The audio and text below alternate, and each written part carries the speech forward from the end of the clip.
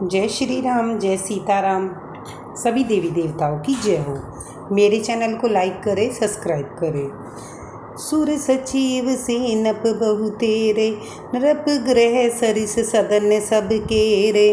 पुर बहार सर शरित समीपा, उतरे जह तै विपुल महीपा। बहुत से सूरवीर मंत्री और सेनापति हैं और उनके घर भी राजमहल सरीखे ही हैं। नगर के बाहर तालाब और नदी के निकट जहाँ तहाँ बहुत से राजलोग उतरे हुए हैं, डेरा डाले हुए हैं। देखी अनुक एक अवराई, सब सुपास सब भांति सुहाई। कौशिक कहूँ मोर मनुमाना, इहा रहिए रघुबीर सुजाना। वहीं आमों का एक अनुपम बाग देखकर, जहाँ सब प्रकार के सुबीते थे और ये जो सब तरह से सुहावना था, विश्वामित्र जी ने कहा, हे सुजान रघुवीर, मेरा मन कहता है कि यहीं रह जाएं।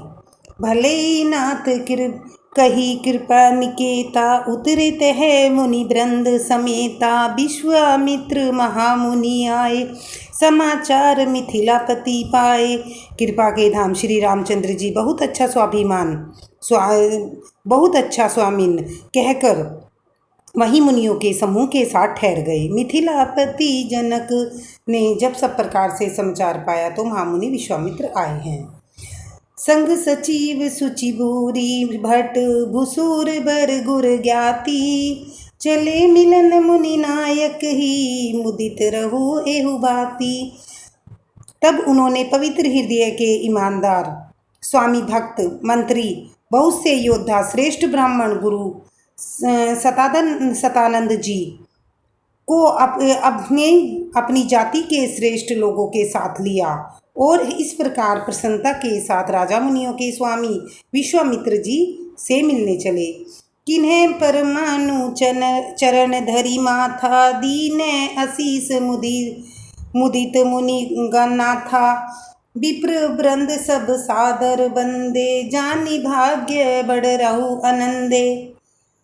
राजा ने मुनि के चरणों पर मस्तक रखकर प्रणाम किया। मुनियों के स्वामी विश्वामित्र ने प्रसन्न होकर आशीर्वाद दिया। फिर सारी ब्रह्मांड मंडली को आदर सहित प्रणाम किया और अपना भाग्य बड़ा जानकर राजा आनंदित हुए। कुशल प्रसन्न कही बार ही बारा, विश्वामित्र निरप ही बैठारा। तेही अवसर आए दो भाई, गए रहे देखन फुलवाई। बार बार कुशल प्रश्न करके विश्वामित्र जी ने राजा को बैठाया। उसी समय दोनों भाई आ पहुँचे जो फुलवाड़ी देखने गए थे। श्याम और मृदु बयस किशोरा, लोचन सुगध विसुचित चोरा। उठे शकल जब रघुपति आए, विश्वामित्र निकट बैठाए। सुकुमार किशोर अवस्था वाले श्याम और गौर्ण वर्ण के दोनों राजकुमार नेत्रों को सुख देने वाले और सारे विश्व के चित्त को चुराने वाले हैं। जब रघुनाथ जी आए और तभी उनके रूप एवं तेज से प्रभावित होकर उठकर खड़े हो गए। विश्वामित्र जी ने उनको अपने पास बैठा लिया। भय सब सुखी देखी दो भ्राता, बारी बिलोचन पुलकित गाता। मूर्ति मधुर मनोहर देखी, भयउ विदेउ विशेषी। दोनों भाइयों को देखकर सभी सुखी हुए। सबके नेत्रों में जल भर आया। आनंद और प्रेम के आंसू उमड़ पड़े और शरीर रोमांचित हो उठे। राम जी की मधुर मनोहर मूर्ति को देखकर विदेह जनक विशेष रूप से विदेह देह की सुध बुध से रहित हो गए। प्रेम मगन मनु जानी, निरप कर विवेकु धीर धरी धीर। बोले मुनि पद नाही, सिरु गद गद गिरा गंभीर। मन को प्रेम में मगन जान राजा जनक ने विवेक का आश्रय लेकर धीरज किया और मुनि के चरणों में शीश नवाकर गदगद प्रेम भरी गंभीर वाणी से कहा, कहु नाथ सुंदर दो बालक, मुनि तिलक मुनि कुल तिलक की निरप कुल पालक। ब्रह्मा जो निगम नेति कही गावा, उबे वेश धरी की सोई आवा। हे नाथ, कहिए ये दोनों सुंदर बालक मुनिकुल के आभूषण हैं या किसी राजवंश के पालक। अथवा जिनका वेदों ने नेति कहकर गान किया है। कहीं वह ब्रह्मा तो युगल रूप धरकर नहीं आया है। सहज विराग रूप मन मोरा, थकित होत जिमि चंद चकोरा। ताते प्रभु पूछहु सती भाऊ, कहू नाथ जनी करहु दुहाऊ। मेरा मन जो स्वाभाविक से ही वैराग्य रूप बना हुआ है, इन्हें देखकर यह इस पर मुग्ध हो रहा है जैसे चंद्रमा को देखकर चकोर। हे प्रभु, इसलिए मैं आपसे सत्य निश्चल भाव से पूछता हूँ, हे नाथ बताइए, छिपाव न कीजिए। इन्हीं बिलोकत अति अनुरागा, बरबस ब्रह्मा सुखी मन त्यागा। कह मुनि बेसी कहू निरपनी का, बचन तुम्हार न होई अली का। इन्हें देखते ही अत्यंत प्रेम के वश में होकर मेरा मन जबरदस्ती ब्रह्म सुख को त्याग दिया है। मुनि ने हंसकर कहा, हे राजन, आपने ठीक यथार्थ कहा, आपका वचन मिथ्या नहीं हो सकता। ए प्रिय सब ही जहाँ लगी पिराणी, मन मुस्काई राम सुनि बानी। रघुकुल मणि दशरथ के जाए, मन हित लागी नरेश पठाए। जहाँ जगत में जहाँ तक जितने भी प्राणी हैं वे सबको प्रिय हैं। मुनि की रहस्यवरी वाणी सुनकर श्री राम जी मन ही मन में मुस्कुराते हैं, हंसकर मानो संकेत करते हैं कि रहस्य खोलिए नहीं। तब मुनि ने कहा, ये रघुकुल मणि महाराज दशरथ के पुत्र हैं, मेरे हित के लिए राजा ने इन्हें मेरे साथ भेजा है। राम लखन दऊ बंधुधर, रूपशील बलधाम। मख राखे सबुरा साखी, जगू जीते असुर संग्राम। ये राम और लक्ष्मण दोनों श्रेष्ठ भाई, रूपशील और बल के धाम हैं। सारा जगत इस बात का साक्षी है कि इन्होंने युद्ध में असुरों को जीतकर मेरे यज्ञ की रक्षा की है।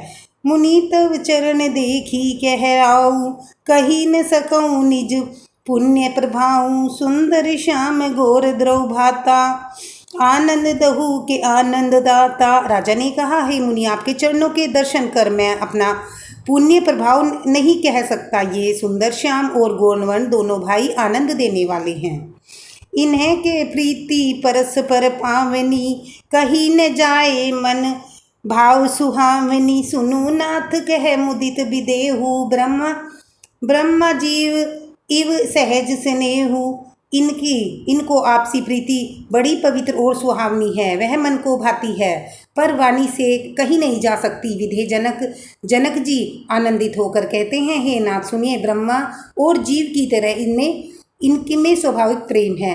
पुनि पुनि प्रभु चित नर नाहूँ, पुलक गात और अधिक उछाऊँ।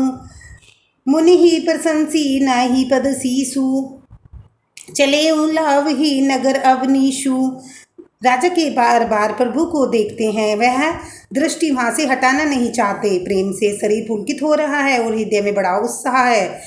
मुनि की प्रशंसा करके उनके चरणों में शीश नवाकर राजा उन्हें नगर में लिवा चले। सुंदर सदनु सुखद सब काला, तहाँ बासूले दीन भुआला। करी पूजा सब विधि सेवकाई, गए उराऊ गिरे विदा कराई। एक सुंदर राजमहल जो सब समय से सभी ऋतुओं का सुखदायक था, वह राजा उन्हें ले जाकर ठहराया। तदंतर उस प्रकार से पूजा और सेवा करके राजा को विदा मांगकर अपने घर ले गए। ऋषि संग रघुवंश मुनि, करी भोजनु विश्रामु। बैठे प्रभु भ्राता सहित, दिवसु रहा भरी जामु। रघुकुल के शिरोमणि प्रभु श्री रामचंद्र जी ऋषियों के साथ भोजन और विश्राम करके भाई लक्ष्मण समेत बैठे और समय दिन भर गया था। लखन हृदय लालसा विशेषी, जाए जनकपुर आहेन देखी। प्रभु भय बहुरी मुनि सकुचाई, प्रगट ने कही मनी ही मुस्काई। लक्ष्मण के हृदय में विशेष लालसा है कि जनकपुर को देखा वे, परंतु प्रभु श्री रामचंद्र जी का डर है कि वे मुनि से भी सनकते नहीं, इसलिए प्रकट में कुछ भी नहीं कहते, मन ही मन मुस्कुरा रहे हैं। धन्यवाद। मेरे चैनल को लाइक करें, सब्सक्राइब करें।